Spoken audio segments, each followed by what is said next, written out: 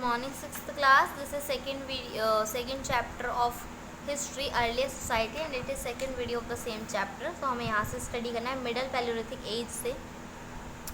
Middle Paleolithic age is the second part of the Paleolithic age which witnessed formation of groups and even an introduction of rock and cave painting. अब इस वाली as में क्या हुआ बच्चों, इस as में उन्होंने ग्रुप्स में रहना सीख लिया और केव पेंटिंग यानी गुफाओं में और पत्थरों पर पेंटिंग्स करने लगे. अब इसमें कैसे टूल यूज़ होते थे, इसमें तो आपने देख लिया कैसे होता है. अब इसमें देखो, by this age the early humans had learn the benefit of using flakes as tool. तो अब इन्हें आ गया था कि कैसे यूज़ करना है टूल्स को अच्छे से. कोर टूल्स बड़े बड़े होते थे, डिफ़िकल्ट टू यूज़ होते थे, बल्कि वो फ्लैक्स यानी पतले हथियार, पतले पत्थर काटते थे वो.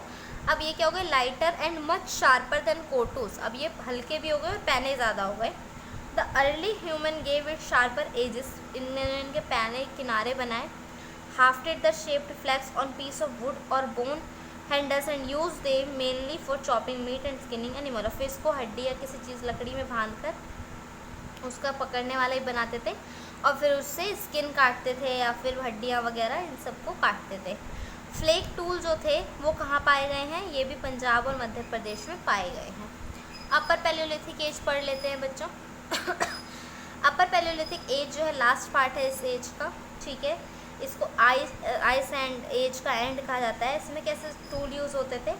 Bye this time the early human had started using blade tool, ठीक है. इसमें core tool, flake tool, blade tool. Blade tool भी फ्लेक्स से बनाए जाते थे पर इसके दो शार्प एजेस होते थे, एक ऊपर भी नीचे भी, ठीक है. These two were hafted on piece of, ये भी लकड़ी या हड्डियों पे बांधे जाते थे हैंडल बनाने के लिए.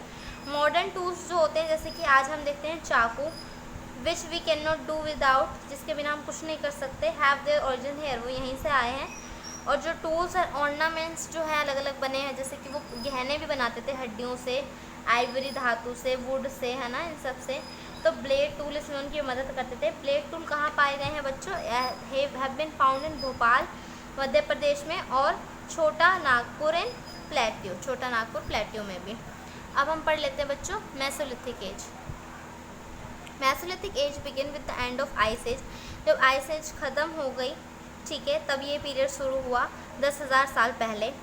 आइस एज जो थी वो ग्लेशियर्स रिट्रीटेड रैपिडली. जब ग्लेशियर पिघलने लगे, ख़त्म हो गए, तो आइस एज भी ख़त्म हो गई. By areas which were once inhabited by herds of animals and their human hunter disappeared under the sea when the sea level rose by an amazing 120 meters. जो बहुत बड़े बड़े जानवर थे, जब समुंदर में पानी भर गया बर्फ़ पिघलने से, तो उसी में दबकर मर गए, जैसे कि डायनासोर वगैरह. ह्यूमंस भी जो है बहुत मरे इससे, ड्रास्टिक चेंज में वो बहुत बदल गए, उनका लाइफ स्टाइल भी बहुत बदल गया इसके बाद, ठीक है. स्टोन टूल, अब कैसे पत्थर का इस्तेमाल करते थे वो, तो during the middle stone age the humans evolved further and decrease the size of their tools to the point that these tools came to be known as microliths. अब इन्होंने बहुत छोटे छोटे बता दिए हथियार अपने और उसको माइक्रोलिथ्स कहते थे. These tool were usually made of fine grain stone such as chert, chalcedony, flint, obsidian and quartz, though animals' bones and horns were also used to make specialized tools such as points and needles amongst other. तो इन्होंने सुई वगैरह ही बनानी start कर दी बच्चों, ठीक है, बहुत तरीके के पत्थरों और जानवरों की हड्डियों से. ये जो टूल्स थे were used in growing crops, ये फसलें उगाने में. हंटिंग टूल्स, शिकार वाले टूल्स बनाने में, जैसे कि बोर, एरो, स्पीयर्स, ये सब बनाने में काम आते थे, भाले और तीर वगैरह. During the Mesolithic age, Mesolithic period के दौरान इंडिया में people began shifting to a semi nomadic lifestyle from nomadic hunter gatherers, ठीक है. अब ये क्या करने लगे, घुमंतु जो हो गए थे उससे अब इन्होंने एक जगह रहना स्टार्ट करा different parts of the year. This change allowed them to stay in an area for a particular period of time during which they could plant, seed and harvest crop. वो एक जगह टिक करके थोड़े टाइम तक टिकते थे और वहाँ खेती करते थे. This mark the beginning of agriculture, इससे खेती की शुरुआत हुई.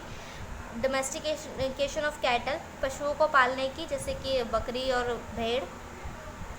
And marking of simple handmade pottery, और छोटे छोटे बर्तन वगैरह पोट्री हाथ से बनाते थे वो, जिसमें कि वो अपने store grains and other resources, अपनी चीज़ें और अनाज वगैरह स्टोर कर सकें.